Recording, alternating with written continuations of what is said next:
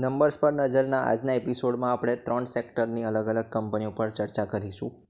તેમાં આપણને માર્કેટે એક મેસેજ આપ્યો છે કે ટોપ લાઇન ગ્રો થવું અને શેરહોલ્ડરને રીચ બનાવવા, શેરહોલ્ડરને પ્રોફિટ કરી આપો, એ બંને અલગ વસ્તુ છે. તો શરૂઆત કરીએ આપણે ટાટા કન્ઝ્યુમર સાથે. સેલ્સ 5,433 કરોડ, 6.3% વધારો. ઇબિટા 792 કરોડ, 10% ગ્રોથ. પ્રોફિટ 419 કરોડ. એનો મતલબ એ છે કે ચા કોફી વેચતી આ કંપની ક્વોલિટી કેશ મશીન બની રહી છે. કોઈ ડ્રામા નહીં, કોઈ હાઇપ નહીં, માત્ર એક્ઝિક્યુશન પર કામ. વાત કરીશું ભારતની સૌથી મોટી બેંક SBIની. આમાં આપણે નંબર્સ પર જોઈશું તો ઘણું ડિટેલમાં આપણે જોઈએ તો અમુક વસ્તુઓ ઇગ્નોર ના કરાય. સેલ્સ 1,31,000 કરોડ, 0.4% વધારો. ઇબિટા 29,736 કરોડ, 16.5% ઘટાડો. પ્રોફિટ 19,642 કરોડ, 7.9% ઘટાડો. આ હેડલાઇન નહીં, આ નંબર પાછળની ગેમ અસલમાં હવે જે બોલીશ તેની પાછળ છે. સ્લીપેજીસ 5,000 કરોડ પાર કરી ગયા. ઓપરેટિંગ પ્રોફિટ મિસ થયું છે જે ટાર્ગેટ હતું તેનાથી. NPA હાલમાં કંટ્રોલમાં છે.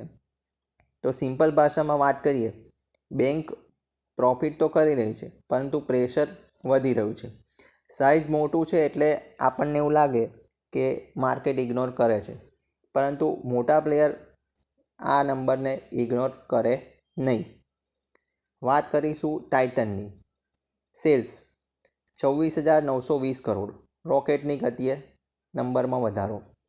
ઇબિટા 1,937 કરોડ, 28.8% ઘટાડો. પ્રોફિટ 1,179 કરોડ, 30% ઘટાડો. ડિવિડન્ડ 15 રૂપિયા.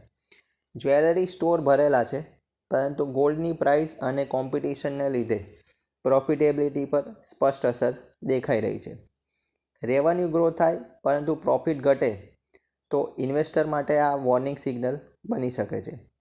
માર્કેટ હવે સિમ્પલ નથી રહ્યું.